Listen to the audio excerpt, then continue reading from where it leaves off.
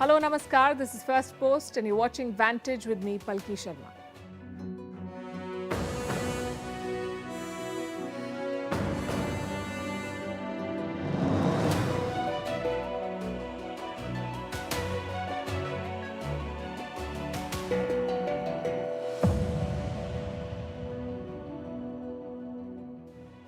Balloons refuse to exit the headlines. The latest ones came from Russia. Europeans are scrambling jets. Ukraine says it's a distraction. But here's what Europe doesn't want to talk about. How much nuclear fuel are they buying from Russia? After all the lectures to India over buying Russian oil, why is the West buying nuclear energy from Russia? New data shows the supply shot up last year. So much for punishing Moscow, we say. Meanwhile, in Turkey, people who speak against the government's poor earthquake response are landing in jail. In Nigeria, demonetization just before the presidential election has kicked up a storm, and in Iraq, they found a 5,000-year-old restaurant and pub. First, the headlines. Belarus will enter the war in Ukraine if Kiev attacks. President Alexander Lukashenko says his troops will join the Russian offensive if provoked. Belarus already hosts Russian forces on its territory. Pakistan hikes fuel prices to a historic high just after unveiling a tax-loaded mini budget. But will this satisfy the IMF? Pakistan wants a $1 billion bailout as the country struggles. Its Prime Minister heads to Turkey days after being snubbed and told not to come. Chinese President Xi Jinping will visit Iran. Beijing announces the trip as Iran's President Ibrahim Raisi wraps up his 3-day tour to China. It would be Xi's first visit to Iran since 2016. Armenia offers an olive branch to neighbor and arch-enemy Azerbaijan, a peace treaty to end the decades-long dispute on Nagorno-Karabakh. And the world-famous tourist hotspot, Machu Picchu, reopens after almost a month. It was forced to close due to anti-government protests in Peru.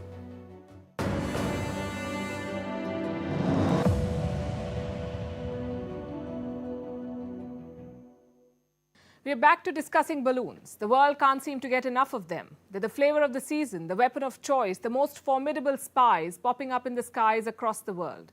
The Americans said they shot down Chinese balloons. The Chinese said they spotted American balloons. Could the Russians have been far behind? They've joined the balloon wars, it seems. Ukraine says it saw 6 Russian balloons and it shot them down. This is like Alice in Wonderland, curiouser and curiouser. The first balloon appeared in Montana in the US, then Latin American states. Soon Japan floated into the headlines. It said it spotted Chinese balloons in 2019.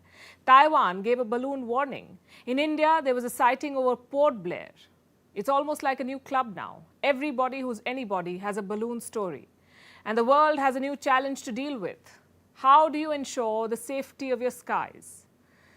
How much of a threat do these balloons pose? Where are they coming from? And the Russians? Can their balloons deliver what their tanks and jets haven't? Tonight, we'll bring you the most comprehensive report on spy balloons. It's taking a lot to say this with a straight face. Comprehensive report on spy balloons. We'll take you inside the Chinese facility that makes these balloons. We're starting with Ukraine because that's where the latest action is. The balloons were spotted in Kiev. They also flew over Romania and Moldova. In response, Moldova shut down its airspace and Romania scrambled jets. How did the balloons end up there? Ukraine says they were Russian, but these balloons were not there to spy. They had a different purpose.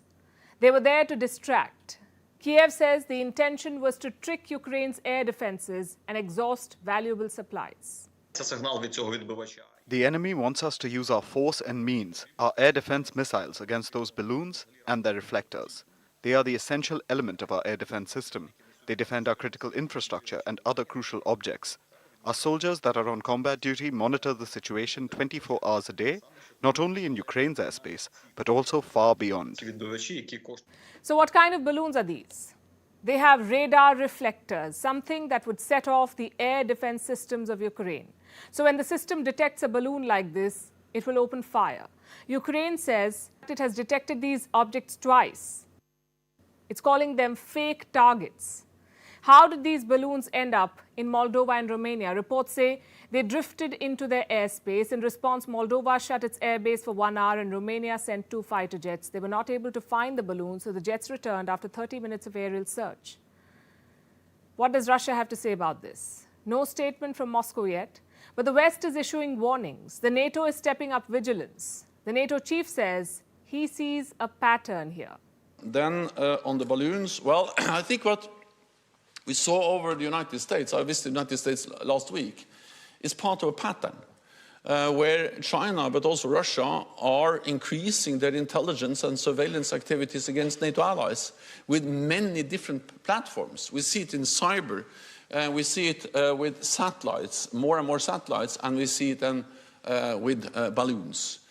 That highlights the importance of our vigilance, our increased presence, and also that we ramp up and step up how we share intelligence and how we monitor and protect our airspace. Stoltenberg mentioned China and the spy balloons. Let's show you where they come from. Look at these satellite pictures. They are from Hainan, the island of Hainan in China. The PLA has a base here, a facility that is dedicated to the spy balloon program. This is what it looks like. Now take a closer look. A report has described the facility in great detail. It is surrounded by a security fence. There is a 140-meter launch pad. Some equipment is also visible. It appears like something that can be used to launch balloons. There is a hangar near the launch pad. Clearly, this is a large-scale program, but Beijing continues to deny its existence. It is now issuing threats to the US. China says it will retaliate. China has repeatedly explained the situation to the US, but the US has abused force and overreacted to escalate the situation, and used this as a pretext to illegally sanction Chinese enterprises and institutions to which China resolutely opposes and will take countermeasures against the relevant US entities that harm China's sovereignty and security, and resolutely safeguard national sovereignty and legitimate rights and interests. The balloon wars are intensifying. First, America shot down the Chinese balloon. Then it sanctioned 6 Chinese entities. Washington said they support China's spy balloon program. Now, Beijing is threatening retaliation. It says it spotted as many as 10 American balloons and that these balloons flew over Tibet and Xinjiang. This is also a narrative war, and China is desperate to win it. This week, China declared America as the empire of mass surveillance. When it comes to surveillance and monitoring of other countries, we have to point out that the US is the empire of mass surveillance. I believe that the international community, especially Europe, has first-hand experience. Well, they may have a point, but 2 wrongs do not make a right. China must explain its actions. American lawmakers, meanwhile, are pushing for a firm response. 2 resolutions have been passed in the US Senate. They condemn China for the balloon incident. One of the resolutions declares that China invaded the US airspace. We ought to be much more forceful than we have been with the Chinese government. We ought to be saying to them that this is espionage on our soil, this is a deliberate act by them. Expect a war of words to follow. Germany is hosting a security conference this week in Munich. US Secretary of State Antony Blinken will attend. So will China's State Councillor Wang Yi. Will they come face to face in Munich? Will they have a meeting? There's no official confirmation yet, but a showdown cannot be ruled out. Guess who hasn't been invited to Munich? The Russians. Russian Foreign Minister Sergei Lavrov has been a long fixture at the Munich conference, but this year he won't be there. It's Europe's way of punishing Russia, or so they want the world to believe. They make a lot of noise about every such move, about how they've sanctioned Russia's energy sector because they do not want to bankroll Putin's war. They lectured India for buying Russian oil. They told the world how they have stopped importing oil and gas from Moscow. But here's something that Europe will not tell you. They've left a glaring loophole in their sanctions regime, and they've done it on purpose. We are talking about nuclear fuel. The world depends on Russia for nuclear energy, and Russia's nuclear trade is booming. It has seen a tremendous increase over the past year, the same year when Russia invaded Ukraine. I have some data with me. Russian nuclear fuel and technology sales rose more than 20% in 2022. What has Europe got to do with it? Everything. The EU's purchase of Russian nuclear fuel was at a 3-year high last year. A 3-year high because Europe is a big market for Russia. In 2021, Russia was the EU's third largest supplier of nuclear fuel. The EU paid more than $330 million to Russia for such fuel. European utilities that supply power to around 100 million people, I repeat 100 million people, rely on Russian nuclear giant Rosatom for supplies. Now, when I say nuclear fuel, I mean uranium. Almost all nuclear plants depend on uranium. And not just any uranium, it's an isotope called uranium-235. What's an isotope? Isotopes are distinct nuclear species of the same element. I don't want this to become a chemistry class, so I'll leave it at that. They're a type of uranium, 235. But coming back to the topic, the West loves Russian uranium. It won't be able to survive without it. At least their nuclear power plants will not. As I said, Russia was the EU's third largest uranium supplier in 2021. It accounted for almost 20% of the EU's uranium imports. And in the last year, Russia's market share has increased, a jump of another 20%. Do you know who is the EU's second largest uranium supplier? Kazakhstan.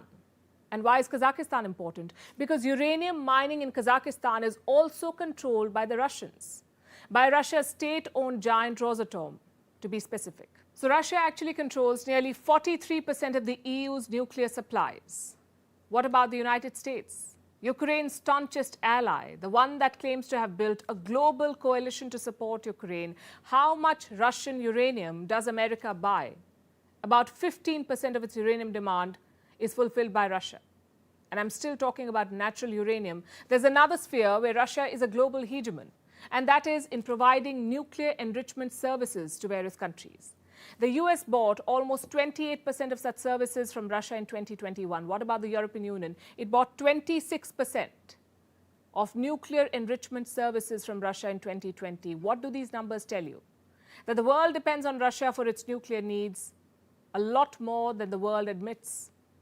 Russia is also a global leader when it comes to nuclear power plant development. In the last decade, Russia started 19 nuclear power plant projects, 19. Do you know how many of these were started in other countries? 15. And that should give you some fuel for thought. Next question. Why do countries rely on Russia so much? Because it is a superior nuclear power. It offers a complete package: fuel, enrichment services, training a skilled workforce, disposing radioactive waste, and even running scholarship programs. Russia offers all of this and more. Russia's global nuclear footprint is expanding. 11 countries have operational Russian nuclear reactors. Many more are under construction. Russia has signed deals with at least 30 countries around the world. It gives big loans to build nuclear power plants. And these loans cover almost 80% of the construction cost. I have some examples. Russia has given $35 billion to Egypt in nuclear loans, $11 billion to Bangladesh, and $10 billion to Hungary. It's a long list, and Ukraine knows this. Its president has been pushing for sanctions on Russia's nuclear sector. The time has come, in particular, for sanctions against the Russian nuclear industry, against all its branches, organizations, and all entities that work for the Russian missile program, as well as for new steps in the energy sector, including an embargo on Russian energy carriers. Europe has enough power to leave a terrorist state without such a powerful resource for its aggression. Zelensky has been saying this for quite some time now, but the West hasn't lifted a finger. Why? Because it doesn't suit them. Russia is critical for their nuclear needs. Some European countries depend entirely on Russian nuclear fuel. In fact, I have a quote from Hungary's Prime Minister Viktor Orban from the month of January. This is what he said: "We will not allow the plan to include nuclear energy into the sanctions to be implemented. This is out of the question." And remember, the EU cannot impose sanctions until all of its members are on board. Hungary is a member. So this is a non-starter. Also, another example of the West's hypocrisy. Them buying Russian nuclear fuel is okay, but India buying Russian oil is problematic.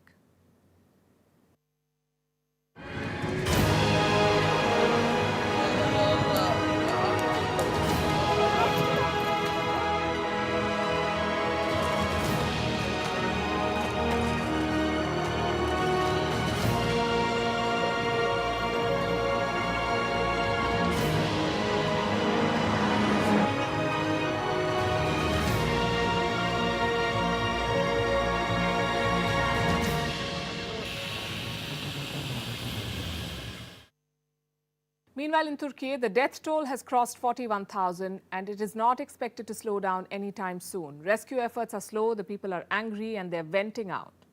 For those who survived the earthquakes, there's another challenge: surviving the government's crackdown. Dissenters and critics are being put in jail in Turkey. The government of President Recep Tayyip Erdogan should ideally be focused on one front: rescue and relief to quake survivors. But his government has another priority: incarcerating people for what they call provocative social media posts. 78 people have been arrested in Turkey in the past few days. What for? For creating fear and panic by quote-unquote sharing provocative posts about the earthquake and its aftermath. That's what the Turkish police says. What is a provocative post, though? That they've not specified. It is at the discretion of the government and the police. So they arrested 78 people. They've identified another 600. This is courtesy Turkey's General Directorate of Security. It says it has identified 613 people in all, again for making provocative posts on social media. Legal proceedings have been initiated against 293 of these people. If you know about this country's recent history, you will not be surprised by what's happening. Turkey has a distinguished legacy of curbing free speech. Last week, the government blocked Twitter for about 12 hours. Why? Too much disinformation, they said. The ban on Twitter outraged people. Many were using it to locate their loved ones, also to share information about rescue efforts, but the government blocked it anyway. It said there was too much information pollution. That's the term they used, information pollution. So critics are being silenced. Also facing the heat are builders and contractors. They built structures that could not survive earthquakes. So at least 130 people involved in shoddy construction projects have been arrested, which is fine. But what about the enablers? What about the authorities who allowed shoddy construction to take place? It's not like the government was not aware of what was going on. In fact, the government was an active participant. It helped builders to flout construction laws. And now it is looking for fall guys. Builders say they're being scapegoated, and that the crackdown only focuses on the smaller players, not the builders with powerful connections. They aren't being touched, not to mention the political leaders who supported them. Erdogan wants to escape blame by showing that he is punishing the culprits. He has set up special departments to investigate. They're called the Earthquake Crimes Investigation Bureaus. What will they do? Collect evidence against builders and check required permits. What about collecting evidence against the politicians who allowed such projects? Again, no word on that. The rot goes right to the top, and I mean the president of Turkey. Old videos have come back to haunt Erdogan. In these videos, he can be seen bragging about allowing builders to take up construction projects without worrying about rules and regulations. In a video from 2019, this is what Erdogan said: "We have solved the problems of 144,000 Kahramanmaraş citizens with the construction amnesty." What is construction amnesty? A fancy term for allowing builders to ignore safety codes. That is construction amnesty. In another video, again from 2019, this is what Erdogan said: "We have solved the problems of 205,000 citizens of Hatay with zoning peace." What is zoning peace? Allowing builders to flout safety regulations. Erdogan has boasted of bending rules in at least 3 regions: Kahramanmaraş, Hatay, and Malatya. Do you know what the scary part is? The earthquakes have caused extensive devastation in the same regions. In the area where the quakes hit, 75,000 buildings were given amnesty by the Erdogan government. 75,000 buildings. This disaster was waiting to happen. It was sponsored by the government. In 2018, the country's urbanization ministry admitted that half the structures in Turkey did not meet safety standards. What did the government do about it? Nothing. Today, more than 41,000 people are dead. Here's how Erdogan's amnesties work. Consider yourself a builder. You construct a building that does not meet safety requirements, but you don't want the building to be demolished. All you have to do is pay a fine to the Turkish government. And the fact that your building is unsafe will not matter after that. There will be no demolition. Your building stays intact until it does, and the government gets to make money from the fines. In 2018, the amnesty scheme resulted in the government earning $2 billion in revenues. Now those buildings have turned to rubble. Erdogan is going after the builders. Anyone who questions his government's role is being put behind bars. He faces an election this year, the toughest of his life, they say. How he acts now may determine his fate. Terror outfit Al-Qaeda is back in the news. Reports say it has a new chief. His name is Saif al-Adel. The United Nations calls him Al-Qaeda's de facto and uncontested leader. The US has a $10 million bounty on him. But who is this man? Saif al-Adel is a former Egyptian army lieutenant colonel. He was a close affiliate of Osama bin Laden. He's said to have taken over from Ayman al-Zawahiri. That's Al-Qaeda's previous leader, al-Zawahiri, who was taken down by an American drone strike in Afghanistan last year. Al-Adel was seen as the likely successor. But here's a more significant part. He's said to be operating from Iran. And why is it significant? Because it adds a fresh dimension to America's tussle with Iran. Our next report tells you more.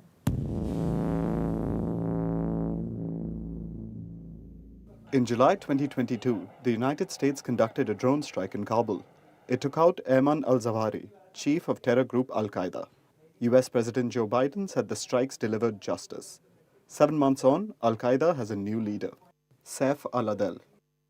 The United Nations says al-Adel is the de facto leader of Al-Qaeda.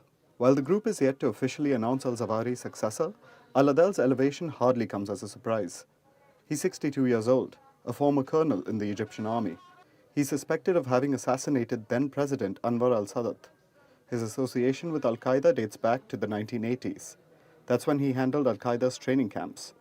In fact, al-Adel is credited with training those behind the 9/11 attacks. He was also a close associate of Al-Qaeda founder Osama bin Laden. Al-Adel is on the FBI's most wanted list. He has a $10 million bounty on him. Unlike his predecessors, he's known to keep a low profile. Reports say he's been operating out of Iran and has been based there since 2002. He's made some trips to Pakistan too. The UN believes al-Adel's location throws up a question, a larger battle in the Islamic world's Shia-Sunni divide. His location raises a question that has a bearing on Al-Qaeda's ambitions to assert leadership of a global movement in the face of challenges from ISIL. Al-Adel's presence in Iran has another implication. It gives the US one more front to open against Iran. Ties haven't improved. The nuclear deal is far from being revived. The US is convinced that Iran is sheltering terrorists, posing a threat to the world. First, on Saif al-Adel, our assessment aligns with that of the UN, the assessment that you referenced, that Saif al-Adel is based in Iran. When it comes to his presence there, offering safe haven to Al-Qaeda is just another example of Iran's wide-ranging support for terrorism, its destabilizing activities in the Middle East and beyond. Iran on its part denies the charges, but its record doesn't help. This is Abu Muhammad al-Masri, Al-Qaeda's number 2, also accused in the 1998 US embassy bombings. Israeli agents shot him dead in Tehran a few years ago. Iran says the new Al-Qaeda chief is not on its soil. It's worth noting that the address for the so-called newly appointed Al-Qaeda leader is incorrect. This misinformation could potentially hinder efforts to combat terrorism. As Tehran and Washington battle it out, the leadership transition would also mark a new phase for Al-Qaeda. It's the third one in a decade. First, it was Osama bin Laden. Then, Ayman al-Zawahiri. Now, Saif al-Adel. Under bin Laden, the group flourished. It expanded operations in Africa, West Asia, and South Asia, with more than a dozen affiliates. The 9/11 attacks was the highlight. But since bin Laden's death in 2011, Al-Qaeda has been plagued by an aging leadership. It struggled for relevance and broke into splinter groups. In 2014, one such group called the Caliphate Soldiers emerged in Algeria. And of course, there's ISIS. The return of the Taliban in Afghanistan in 2021 is said to have helped them. A UN report says Kabul is a safe haven for terrorists. With the Taliban in power and a new leader in charge, the threat from Al-Qaeda is far from over.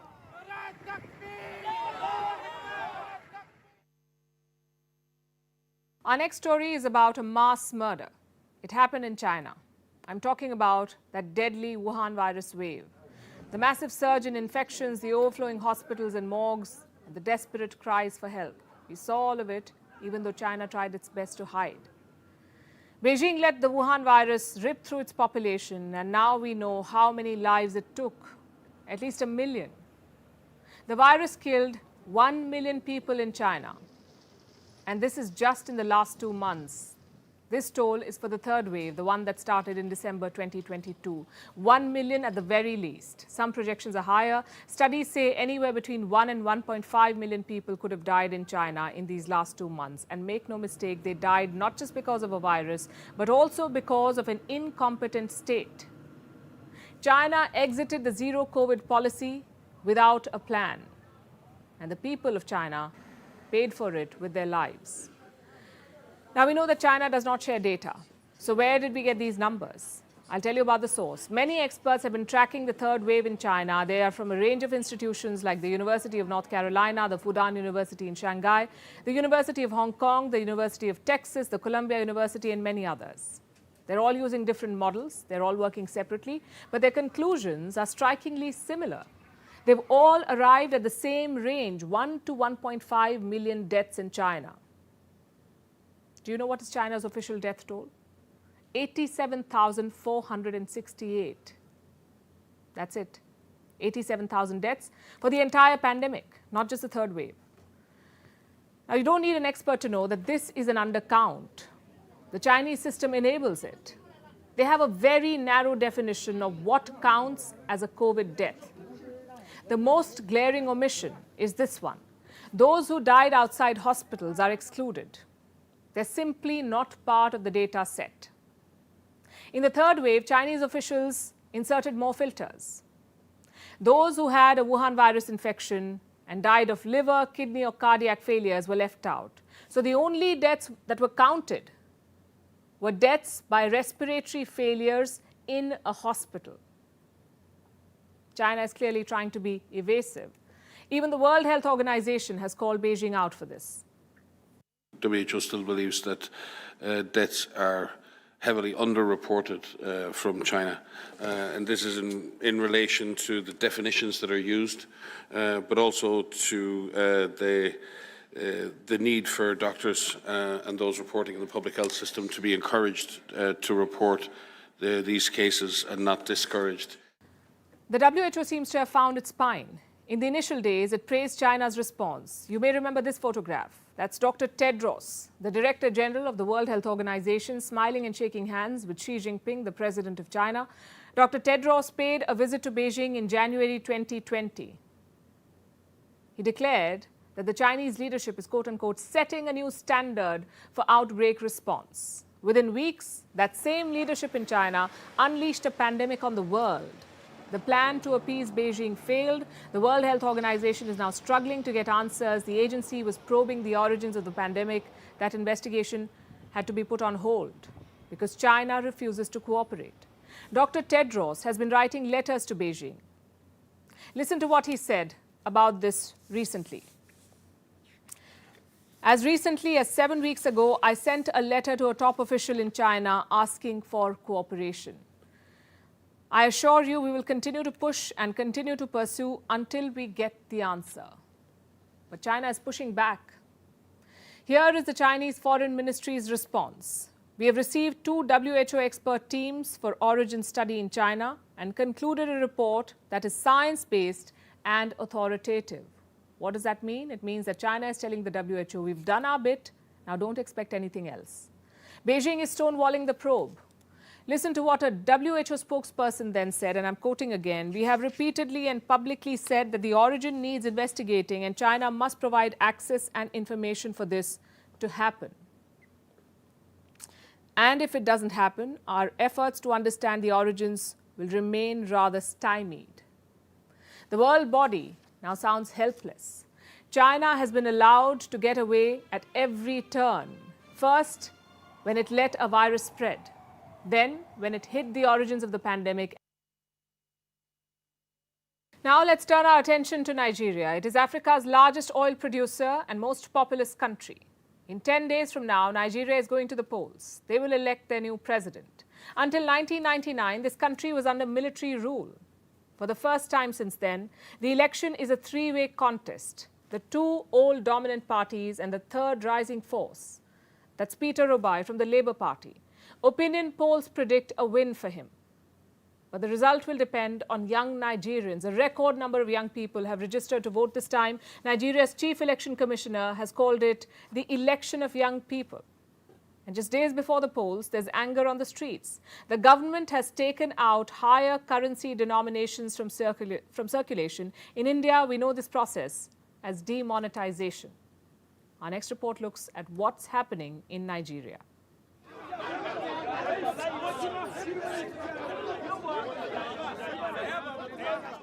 Nigeria's outgoing president, Muhammadu Buhari, made an announcement on Thursday.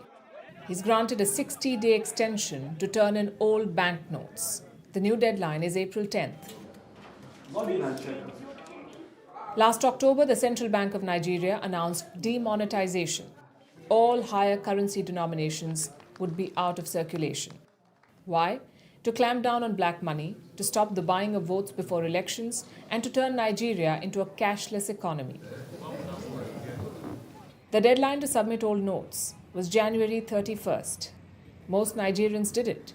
But new notes are hard to come by.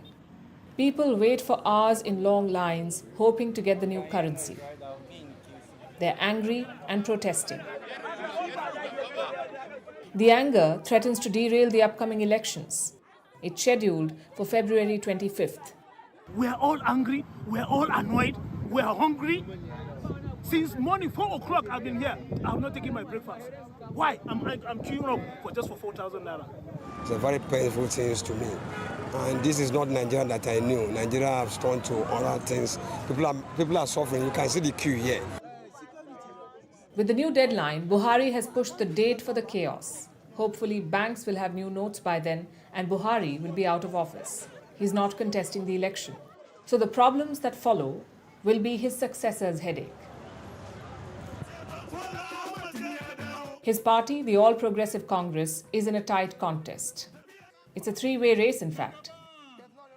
Since military rule ended in Nigeria in 1999, elections have been dominated by two parties, the All Progressive Congress and the People's Democratic Party.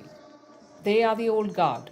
In a normal election, one of these two would be guaranteed the presidency. But this year, it's different. A third power is challenging them, the Labour Party with its leader Peter Obi. He's 61 years old, a seasoned politician, yet considered an outsider. He is the top choice of the youth. His supporters are known as the Obedience. And the youth will decide this election. About 40% of Nigeria's registered voters are below the age of 34. Opinion polls say the Obedience mobilization is working. Multiple surveys, including one released yesterday, say Obi will win. Presidential elections in Nigeria are a bit complicated though. A candidate can only win outright if they secure the most number of votes. This is obvious. But they also have to win at least a quarter of the votes in at least 24 states in the country. Nigeria has a total of 36 states. If no candidate manages to fulfill these conditions, there will be a presidential runoff. Nigeria's traditional party candidates may fare better in a runoff. With the demonetization delay, the ruling party may be trying to make their odds more favorable. The next few days will show us whether the scheme pays off.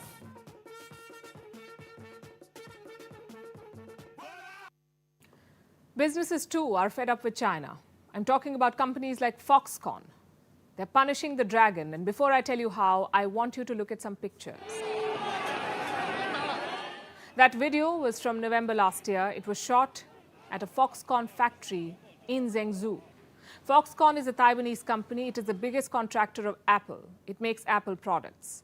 What you see is the largest iPhone factory in the world. Massive protests had broken out there. The reason? A Wuhan virus outbreak. The entire factory was locked down, and with it, the workers, they were also not being paid their wages on time. It led to violent protests. The workers began to flee. Ultimately, Foxconn had to apologize. It couldn't take the pain of operating in China anymore, so it's moving out.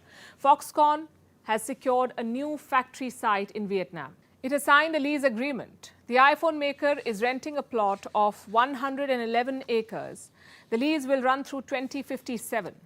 Last year, it signed an agreement, this for a new factory in Bakyang. The deal was worth $300 million. Foxconn already has a facility there. It makes products like iPads and AirPods. But the company wants to build a new factory now. In December, it also decided to relocate some of the MacBook production to Vietnam. Reports say the move is being executed quietly and Vietnam is becoming the new hub for Foxconn. They're also expanding in India.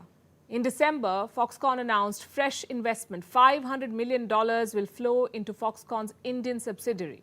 More workers will be hired. They plan to quadruple their workforce in India. They're already shipping products from India. Again, why is Foxconn doing all of this? To save its business.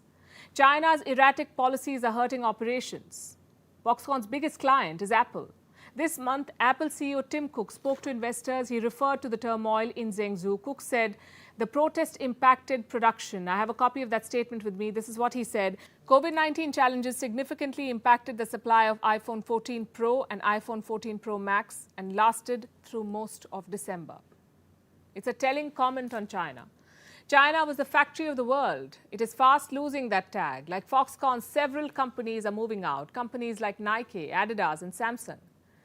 They've moved their production lines. In January, Canon decided to shut down a factory. Canon is a camera maker. It will close a part of its facility in Zhuhai. Then we have laptop maker Dell. They'll stop using chips made in China. They're also expected to move half of their production out of China. Reports say Sony has moved 90% of its camera production. From China, they've shifted to Thailand. India is also in the mix. New Delhi has rolled out incentives, especially for mobile phone manufacturing. We've already told you about Foxconn. South Korean giant Samsung is also on the list. India now accounts for 20% of its manufacturing. But there's a long way to go. China produces 70% of the world's smartphones. India's share is just 16% at the moment. There is a lot of room to grow. The semiconductor space is also heating up. Companies like Vedanta, Taiwan's TSMC, and the Tata Group want to set up factories to make chips in India. Consumer tech is an attractive space, but India needs to look beyond. What about other forms of manufacturing, like consumer goods? Manufacturing makes up only 14% of India's GDP. It is the right sector to bet on for growth. China's lapses have opened up opportunities. Now it's time for India to make the most of them. Now let me ask you a question. Do you feel like you lack control over your own personal information? Does it seem impossible to go through daily life without being tracked online? If you do, you aren't alone in feeling concerned and confused. A lot of us think our personal data is less secure now, and that data collection has more risks than benefits. Australians are about to get a respite from this. They will gain greater control of their personal information. How will that happen? They will be able to opt out of targeted ads. They'll be able to erase their data. They'll be able to sue for serious breaches of privacy. And that's not all. Australians will be able to choose if they want to be geo-tracked. For the collection of any such data, the consent of the consumer will be essential. Only in Australia for the moment. All of this is thanks to a proposed new law. The Attorney General of Australia, Mark Dreyfus, has released a review. It looks into the modernisation of the Privacy Act. The Act celebrates its 35th birthday this year. Now, to give you more context, this was considered a mobile phone the year the law was adopted. It's safe to say it isn't smart to follow a law from 1988 that looks at how smartphones are used. And we are not the only ones saying this. Dreyfus said, it's clear that our privacy laws are woefully out of date. This document is not government policy yet. It will be taken up soon, and it will force businesses to make significant changes in Australia. Changes on how they use your personal information. The government of Prime Minister Anthony Albanese has taken this up on priority. The focus is on data protection. In 2022, a bill was passed. It increased penalties on companies that fail to protect consumer data. And now this new law will take it further. It will not only affect businesses, but also look at how political parties use your data. They will have to publish a privacy policy. They will also have to stop targeting voters based on sensitive information. This is a major issue in Australia. Political parties get exemption on the use of voter data. And there have been major data breaches in the country. The data of 10 million customers was stolen from one company. It affected about 40% of Australia's population. It was the worst data breach in Australia's history. Then you have targeted advertising. What is that? It is part of behavior-based advertising. You see, social media platforms track your behavior. They map your interests, what you like, what you don't like, what you watch. And then when you browse online, you see ads that match your interests. This is basically targeted advertising, and it works. More than 90% of the times it works. So what's the problem? The problem is they're snooping on you. Targeted ads work on the principle of surveillance. You're tracked online. Your browsing activities are tracked. Your information is collected and sold. Australia wants you to be able to opt out of it. It's a step in the right direction, we say. The problem of targeted ads, though, is not limited to Australia. India got new guidelines for consumer protection in 2022. This was to prevent misleading ads. But it's far from enough. Let me ask you another question. Did you see an Instagram ad soon after you were talking about it with your friend? When was the last time you got a spam call? Let me rephrase. How many spam calls did you receive today? We're not trying to induce paranoia, but you will agree that this is all a little creepy. Who is gatekeeping our personal information and right to privacy? This is a matter for discussion, an urgent one at that. Hopefully, policymakers will give it the attention it deserves. And now let's talk about eating out. Going to a restaurant, grabbing a meal, maybe a pint of beer after a hard day's work. Sounds pretty normal, right? Turns out it was normal even 5,000 years ago. An ancient pub has been discovered in modern-day Iraq. This is one of the world's first cities, the Sumerian settlement of Lagash. Archaeologists found that the tavern had a primitive industrial oven and a refrigerator. This place offered both indoor and outdoor dining. It's quite fascinating, really, finding a 5,000-year-old pub. It throws light on the lives of regular Sumerians, how the common person lived at the beginning of human civilization. Here's more.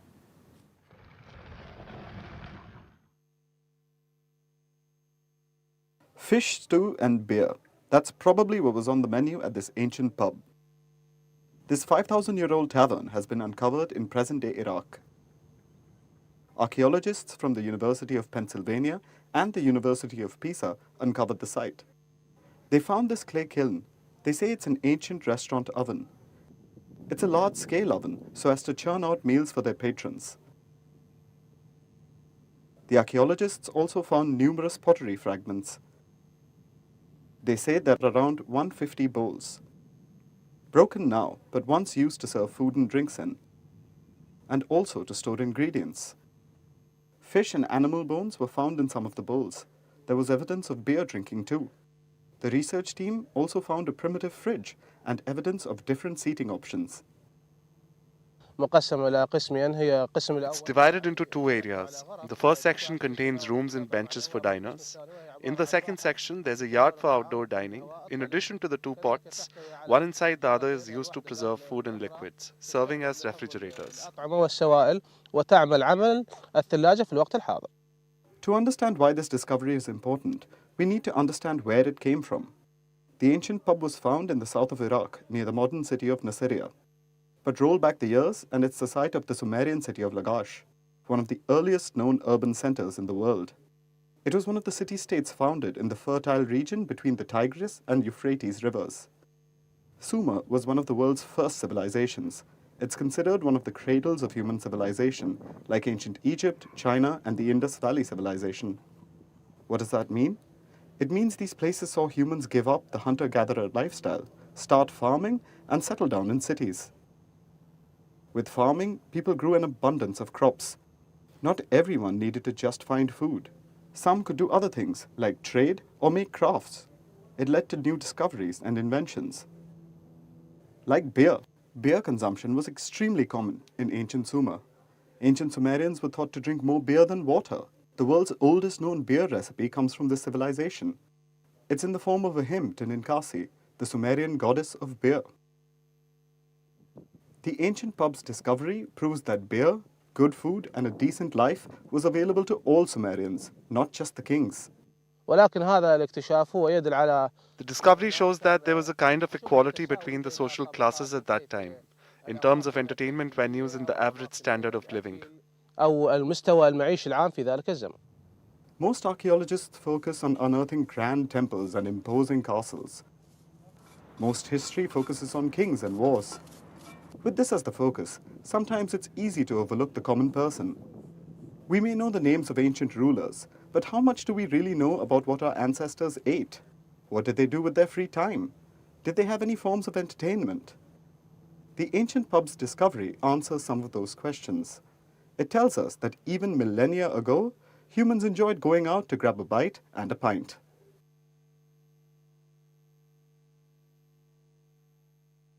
And now it's time for Vantage Shots, images that tell the story. Today is about the way of the water. Water covers 71% of the Earth's surface. 17% of the biological species on Earth are underwater. A magnificent world lives in the depth of blue oceans. We bring you pictures clicked by the winners of the Underwater Photographer Contest. Thank you for watching. See you tomorrow.